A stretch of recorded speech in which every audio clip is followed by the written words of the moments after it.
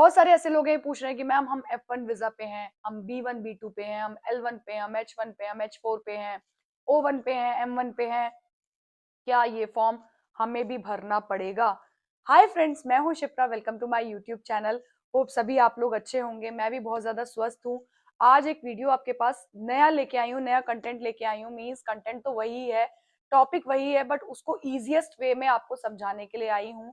Already इस content पे हम बात कर चुके हैं, alien registration form, but easiest way में आपको समझाने के लिए आई हूं इस वीडियो में, ताकि आपके और क्वेश्चंस ना रह जाएं।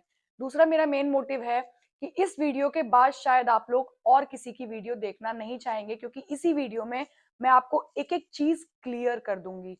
तो हालांकि ये वीडियो बहुत ज्यादा छोटी होने वाली है, बहुत बड़ी नहीं होगी, क्योंकि मैं कट टू कट बात करूंगी, बहुत ज्यादा इधर उधर की बात नहीं करूंगी। तो चलिए स्टार्ट करते हैं। उससे पहले आप पहले मेरे चैनल को सब्सक्राइब कर दीजिए और लाइक कीजिए और अंत तक वीडियो को देखना, अदरवाइज फिर दोबारा आप कहीं ना कहीं मिस्टेक कर बैठेंगे। तो एलियन रजिस्ट्रेशन फॉर्म जो है, ये ट्रंप ने अभी अभी जस्ट 11th ऑफ अप्रैल को 2025 में दोबारा इस फॉर्म के बारे में बात की कि जिन लोगों के पास जिन लोगों के पास डॉक्यूमेंटेशन नहीं है, जो लोग लीगल तरीके से अमेरिका में नहीं है, उन लोगों के लिए ये फॉर्म रजिस्ट्रेशन में बनाया गया है। और डरने वाली कोई भी बात नहीं है। बहुत सारे हमारे ऐसे इंडियंस हैं जो बहुत ज्यादा डर के बैठे हुए हैं कि क्या होगा, ये फॉर्म हमें भी भरना है कि नहीं भरना है। आज उन्हीं के लिए वीडियो है।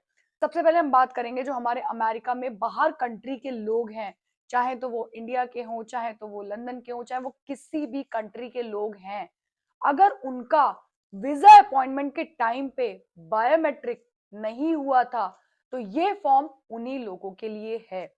अब वो लोग कौन कौन आते हैं?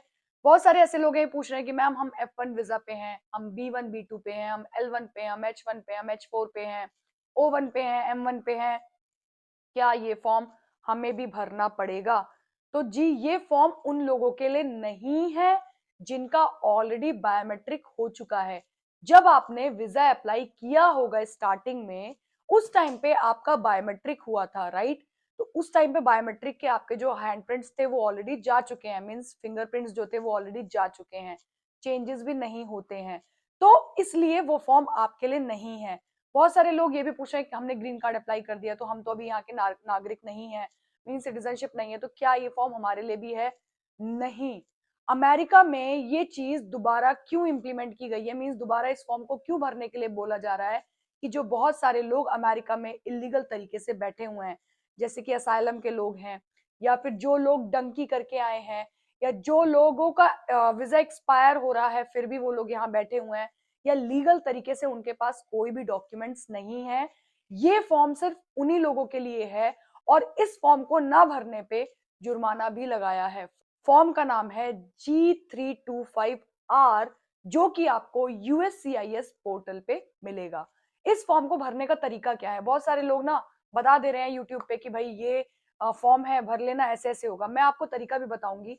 USCIS पोर्टल पे जाके आपको अकाउंट क्रिएट करना है। एक चीज बताना भूल गई, हमारे जैसे छोटे छोटे बच्चे होते हैं, जब हम लोग अमेरिका आ रहे होते हैं तो उस टाइम पे उनका फिंगरप्रिंट होता है, बट चेंज होने के चांसेस हैं।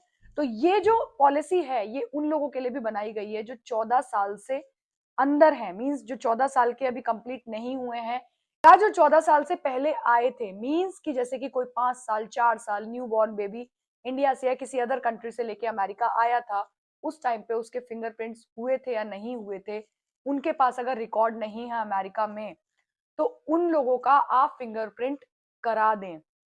उन लोगों के लिए भी ये फॉर्म है। अगर आपका कोई बच्चा है और उसका फिंगरप्रिंट आज से 7 साल पहले 8 साल पहले हुआ था और वो बड़ा हो गया है, लाइक 14 ईयर्स से अबव हो गया है, तो उसके फिंगरप्रिंट्स चेंज हो गए होंगे, उस केस में भी इस फॉर्म को भरना अनिवार्य है। तो अगर H4 में या फिर H1 में, F1 में, L1 में किसी भी वीजा के अगर बच्चे 14 साल से छोटे हैं और उनका फिंगरप्रिंट बचपन में कभी हुआ था और अब फिर दोबारा उनका फिंगरप्रिंट चेंज हो चुका है, तो आपको ये जो फॉर्म है ये फिलअप आपको करवाना है। और आप खुद ही करेंगे, बच्चा नहीं करेगा, पेरेंट्स ही इसको फिल करेंगे।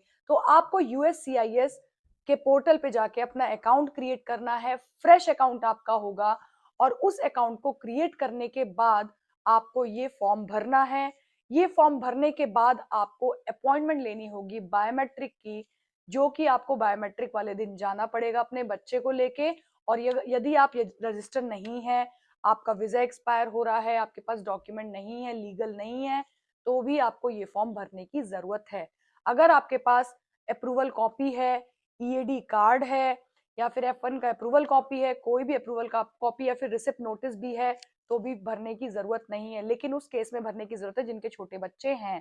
तो जैसे ही आपको अपॉइंटमेंट मिलेगी बायोमेट्रिक की, आप जाएंगे, जाने के बाद फिंगरप्रिंट्स देंगे और आपको USCIS गवर्नमेंट कंफर्मेशन दे देगी। वही पेज उनको रखना है। तो डरने वाली बात नहीं है कि ये जो एलियन रजिस्ट्रेशन फॉर्म है ये क्या है। ये फॉर्म सिर्फ अमेरिकन को सेव करने के लिए है, ताकि यहाँ पे वॉयलेशन ना हो, जो भी क्राइम है उससे बचाने के लिए है अमेरिकन को। इवन अमेरिकन के लिए ही नहीं, यहाँ पे जो अदर कंट्रीज के भी जो लोग रह रहे हैं लीगल तरीके से, उनके लिए भी ये फॉर्म बनाया गया है कि वो लोग भी सेफ रहें। तो आप लोगों को इसका आंसर मिल गया होगा कि जो रजिस्ट्रेशन फॉर्म है ये किन लोगों के लिए है। इसका कोई चार्जेस नहीं है, फ्री ऑफ कॉस्ट है। डरने वाली कोई बात नहीं है। लोगों के मन में दहशत आ गई है कि पता नहीं हमारे बच्चे को पकड़ लेंगे, क्या हो जाएगा। नहीं, सिर्फ फिंगरप्रिंट्स के लिए ये फॉर्म बनाया गया है। अगर आप इलीगल तरीके से रह रहे हैं तो बिल्कुल डरिए। अगर आप इस इलीगल तरीके से रहने के बाद भी फॉर्म नहीं भर रहे हैं तो आपका $5000 का जुर्माना है, और हो सकता है आपको 6 महीने से ज्यादा की अमेरिका में जेल भी हो, इंस्टेंट आपको डिपोर्ट भी कर दिया जाए।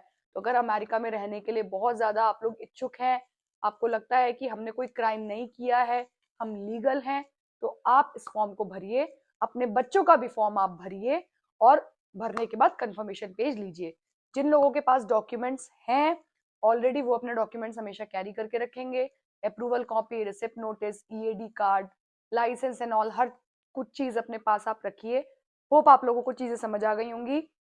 अब आपको किसी और वीडियो के पास जाने की जरूरत नहीं है, यूट्यूबर के पास देखने के लिए।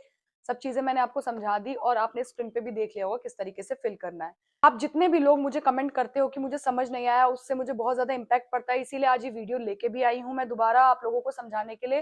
होप आप लोग को समझ आ गई होंगी चीजें। चलते हैं, बाय।